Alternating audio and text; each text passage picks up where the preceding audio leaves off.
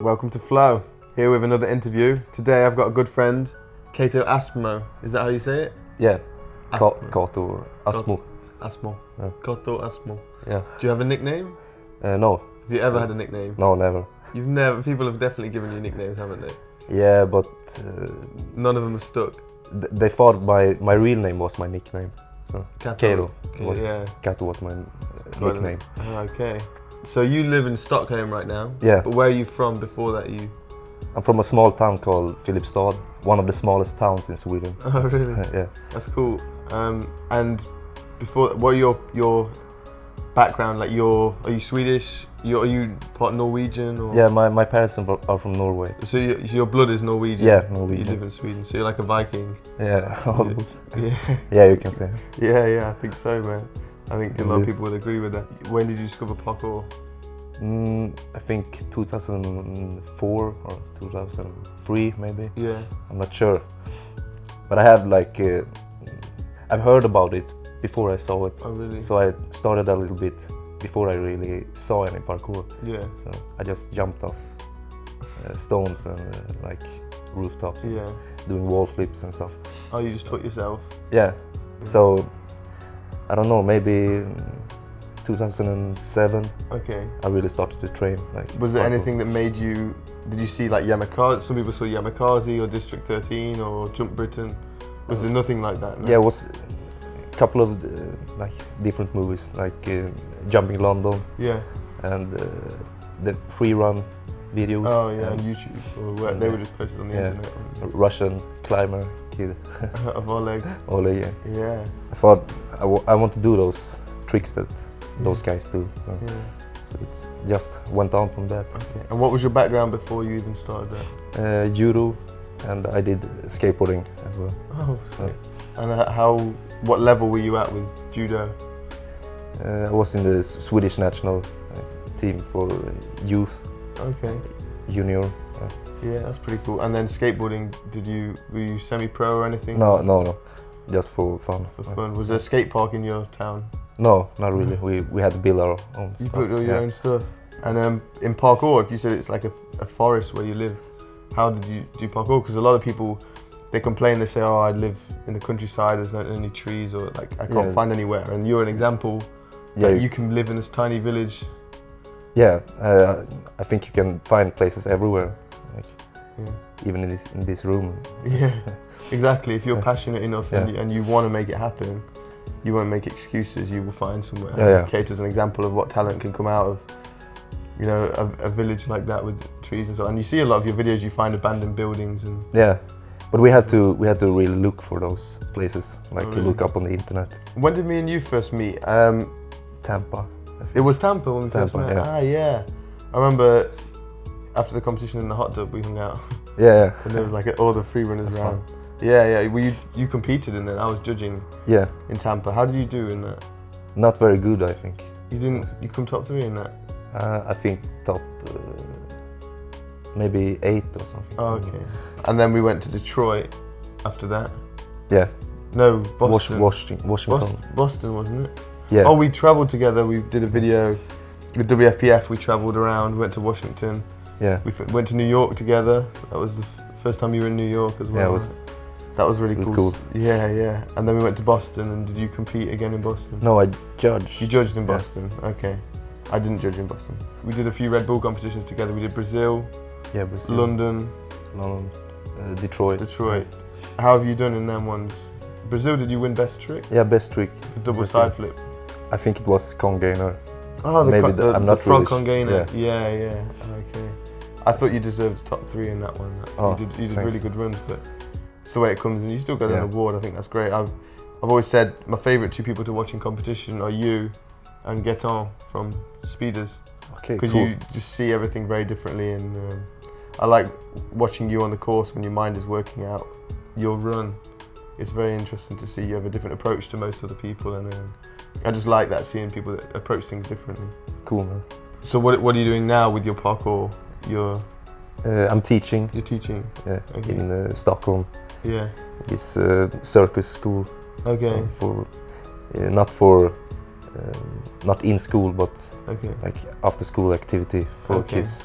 And you teach a parkour section in that gym, or do you? Yeah, parkour. Okay, cool. And do Free running. you learn the circus stuff as well? Do you practice with them? No, No, not you really. just focus on. Yeah, How many days a week do you teach there? like every day almost. So. Okay, cool. And with your spare time, what are you doing? Yeah, I'm training. Just Free running tricks. yeah, everything tricks. like that. Training. Okay, cool, man. You're quite a big guy. I've seen you before. You've been bigger. You've like shrunk down a little. Yeah. Now, I remember I was at the airport with you in Washington, I think, and you were wearing a vest, going through security, and I was like, I'm with that guy. Like you were like some big UFC fighter guy, like massive, dude. And was that intentional? Have you always just genetically just been able to gain size, or? No, I was really a small guy before Yeah. when I did the judo, and I was really light, not heavy guy. Oh, really? So Then what happened? yeah, just Do you lift weights? Or? lift weights, and I thought that's also a hobby of mine. So Okay. not so much anymore, but Okay. What, like weightlifting was a hobby? yeah, Okay. Like bodybuilding or just weightlifting? no, just for fun, just For to fun. take out your aggression or whatever. Oh, that's cool, man. You say aggression. You don't seem like an aggressive guy, though. No. And what about diet? Did you eat a lot of people would say protein to get big and like? Yes, sometimes, but it was mainly because it was popular to like. Yeah, I ate a lot of protein and creatine. And Yeah, you did. Okay, cool. And what about now? What's your diet like now? Fish, salmon? yeah, fish, salmon, like salad, Yeah. oatmeal. Oatmeal. So it's not like unhealthy, because some people will say, I eat whatever, I'm not fussy, but then that means Yeah, they eat McDonald's and things like no. that. But I do that sometimes, Yeah. but I think about what I eat. okay. Often, so And what about drink? Do you party at all? Do you drink? Or? No. Don't drink. No. That's cool, man. I see this guy puts up a lot of videos on Facebook, a few on YouTube, just short 30 seconds, 1 minute Yeah. videos of training, and it's really cool to see. Like you could save them and make a show reel, but Yeah, I want to do like small videos. That's cool. Maybe in the end of the year. yeah. But I think people enjoy them though. Yeah. It's really cool. You did the gym one where you do 360 dive roll and then round off double back, I think. Yeah. Was it the other way around, or was it? That I think it was double back and front flip 1.5 to roll. Yeah, that was it. Front flip 1.5 was so clean. Yeah, 1 and 3, that was really nice. What passions do you have outside of parkour? Because the thing is, a lot of free runners, when you get to the top level, they enjoy free running, but there's so many other aspects of their life. Like to get to the level you get to, you have like a pure passion for free running, and that's all you want to do. But then when you do it for so many years, you kind of find other hobbies that you enjoy just as much. So Yeah. it's like, Yeah, like music, drawing. you like drawing? Yeah, editing. I'd like to see your drawings. It'd be interesting. What do you draw? No, it's I don't do that much anymore, but Okay. it used to be like passion before. Cool. And music? You listen to music? Or? Yeah, all the time. I listen to a lot of old music also. Yeah. Like Johnny Cash. Yeah. Johnny. That was good. Um, You put out a video in 2009, show reel. So it got like 300,000 views. That was a really cool video. That was the first time I saw you. And you were looking ripped in that, and I was like, damn, you look like a mean guy. But then I first met you, I was like, he's the most peaceful guy I've ever met. He's like the big friendly giant right here. He's I couldn't believe it. You're so quiet and humble as well. To see that video, it represents you, but it doesn't show like the depth of your character. You know, it was like, but the creativity was amazing to see, and I really enjoyed that. Were you happy with the response you got from that community? I was never. I didn't really like ever thought about that it's gonna get that many views or anything. Yeah. So That's I wanted to make like a show reel, so I can get some stunt work or like just for fun, really. Yeah. But the thing was that that happened like I wanted to do like a short video first. Okay. But then I waited, like I just like saved material. Yeah. So. I made it. That was a really cool video, and you do like kip up to handstand in that. That was really cool. And I saw you do that in Tampa on concrete, and that's impressive. I've never seen someone really do it on hard floor like that. It's one thing doing it in the gym, but it's another thing doing it there. Yeah. And then you joined Urban Free Flow. Yeah. That video, right? You exactly. up, but you're no longer with them. No, I don't think they exist. Yeah, we don't really know what's happening with them. Do you like to travel? You were in London right now. Yeah, in I like place. to travel. Yeah. Where do you really like that you've been that you'd like to go back to? New York. Yeah, that's cool. I'm wearing that on my chest. Yes. WFPF t-shirt, little plug. New York, it's cool. It's a really beautiful place. Yeah. We only stayed there for about 2 hours, I think. Yeah. At night time, we went to Times Square on the skateboard, and then we went off. And where would you like to go? Where's the dream place? Any? I would like to go to Russia, I think. Oh really? Like, sick. I like Russia. Yeah. St. Petersburg or Moscow? Or? Both, maybe. Everywhere. What about Asia? Yeah, Asia as well. Japan. Yeah. Would like to go. I think you'd really like Asia. I think you should live in Asia at some point in your life. I think you'd get on well in like Singapore or Japan or something. And what's your plans with life? Have you thought about it? Do you want to go anywhere? Have you got any aims, any dreams? Yeah, I have, but Go on. like different from day to day. So it changes. Yeah. Can you say any? It's good to say your dreams because you shouldn't. People are embarrassed sometimes to share their dreams, but then you're never going to make them happen if you have a certain hold back on your dreams. You have to be able to present them confidently. Like, this is my dream. This is what I want. Is there any? Yeah, no, not really. No, you're just enjoying life. Just traveling. Exactly. Yeah, I want to travel. Yeah. That's what I want. Cool, man. I think that's it. That's the best thing you can spend your money on is traveling. Yeah. Then you profit from it truly, like in yourself. All right, thanks for the talk, Cato. We're going to go to some questions that you lot have asked me. I've put out the post on Twitter and Facebook and get some responses. I'm going to see what the people want to ask you, Cato. Okay. Right, cool. Okay, we've got a question on Twitter from Richard Faraday. It says, can you ask Cato if he thinks that being creative in freerunning will become more difficult over time, or does it transcend that? That's a good question. Yeah, it's good. I don't think so, because I see new stuff every day. Yeah. People doing new stuff every day. Yeah. So I don't. I agree with that confidence. I think it definitely would hit a plateau, but I definitely think there's always it's going to be infinite stuff to be invented. Maybe in difficulty, like how many flips you can do off a rooftop. Like, yeah, I don't know. But that's not as creative, is it? No, that's adding another number. Yeah, I agree with you. I think it won't become that difficult. It depends where people get their inspiration from. If they come, like I've always tried to put breakdancing in, and I think if more breakdancers or more freerunners start to learn breakdancing, because you've got people like Oleg and others that bring in elements, and I think freerunning will become as different as breakdancing is different. Like, this is from Frederick Kramer. How did you come up with your special move, the Cato 360 bomb roll? Oh, that one.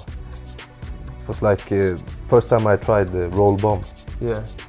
And I thought about maybe you can add a 360, but I couldn't do the 360 roll back then.